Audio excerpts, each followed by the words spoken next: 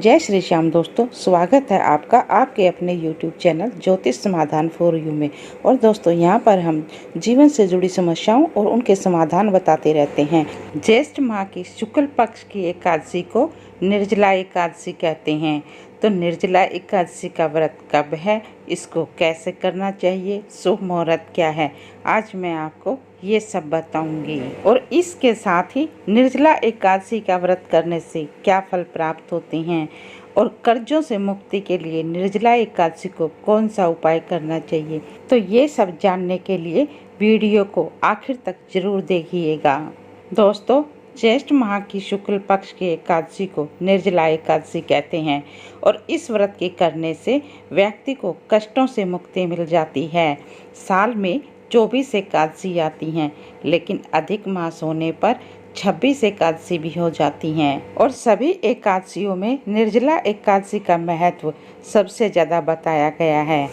जो व्यक्ति व्रत नहीं कर सकते, किसी भी कारण से भूखे नहीं रह सकते, तो उन व्यक्तियों को यदि निर्जला एकादशी का व्रत कर लेंगे तो उनको साल में पड़ने वाली सभी एकादशियों के पुण्य फल की प्राप्ति हो जाती है। और इस व्रत के करने से व्यक्ति को कष्टों से मुक्ति मिल जाती है।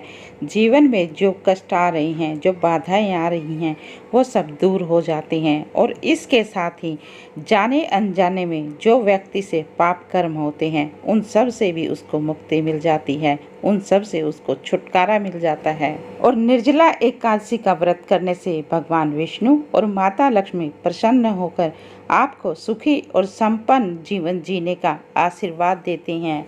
तो आइए जान लेते हैं कब है निर्जला एकादशी का व्रत और क्या है इस व्रत को करने की पूजन विधि, इस व्रत को कैसे करना चाहिए और इस दिन कौन से उपाय करने से शीघ्र ही शुभ फलों की प्राप्ति होगी, इस दिन कौन से उपाय करने से कर्जों से मुक्ति मिल सकेगी। तो सबसे पहले ये जान लेते हैं इस एकादशी को निर्जला एकादशी ही क्यों कहते हैं। क्योंकि इस व्रत को करके एक बूंद जल भी ग्रहण करना वर्जित माना गया है, जब तक कि व्रत का पारण मुहूर्त ना हो। इस व्रत में फलिहार लेना भी वर्जित है और खाना खाना भी वर्जित माना गया है। यह व्रत बहुत ही कष्टकारी होता है। निर्जला एकादशी के व्रत में पवित्र नदियों में स्नान करने का विशेष महत्व है और इस व्रत को करके जरूरतमंदों को खाने पीने के पदार्थ और वस्त्र आदि का दान अवश्य करना चाहिए, तभी इस व्रत के पुण्य फलों की प्राप्ति होती है। और इस व्रत को भीम ने भी रखा था। भीम ने अपने गुरु से कहा था कि वो भूखे नहीं रह सकते, कोई व्रत नहीं कर सकते। तब उनके गुरु ने बोला कि तुम ज्येष्ठ माह की एकादशी का व्रत रखो। इस व्रत को करने से पूरे साल की एकादशी का व्रत का पुण्य फलों की प्राप्ति होगी। तो भीम ने इस व्रत को रखा था, इसीलिए इस व्रत को, इस एकादशी को भीमसेनी एकादशी भी कहा जाता है। और इस दिन भगवान विष्णु की उपासना करने से वह बहुत जल्दी प्रसन्न हो जाते हैं।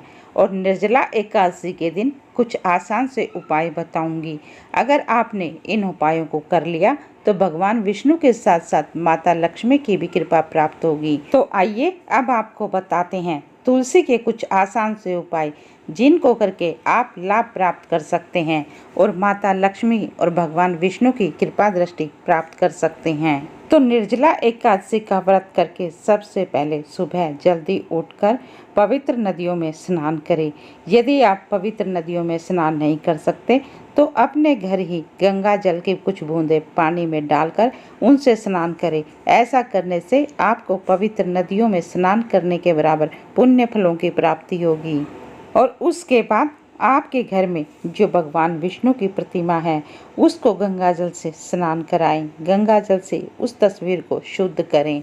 उसके बाद एक चौकी लगाएं, उसके ऊपर पीला वस्त्र बिछाएं और भगवान विष्णु और माता लक्ष्मी की प्रतिमा को उस पर स्थापित करें। और फिर भगवान विष्णु को पीले पुष्प, धूप, दीप, नैवेद्य आदि अर्पित करें। शुद्ध घी का दीपक जलाएं और उसके बाद भगवान विष्णु के लिए चरणामृत और पंजीरी का भोग तैयार करें, लेकिन उस भोग में तुलसी के पत्ते जरूर डालें। इसके बाद भगवान विष्णु को भोग लगाएं।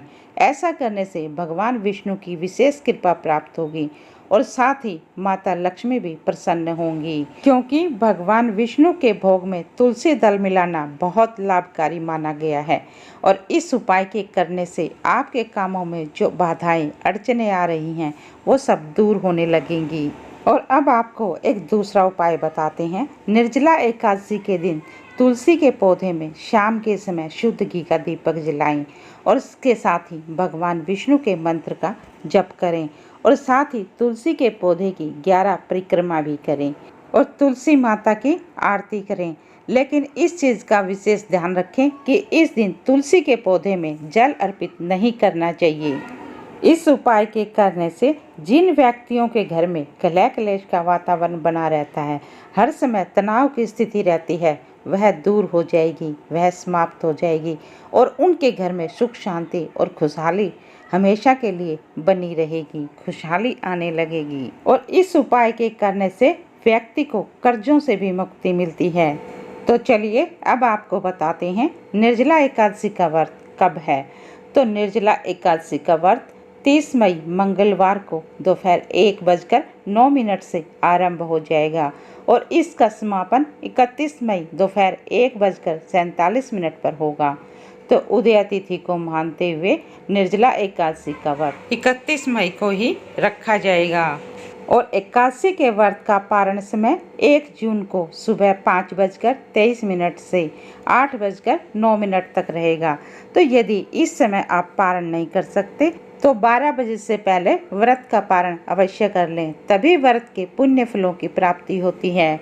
तो ये थी निर्जला एकादशी से संबंधित संपूर्ण जानकारी। यदि आपको ये जानकारी अच्छी लगे तो वीडियो को लाइक और चैनल को सब्सक्राइब अवश्य कर दें।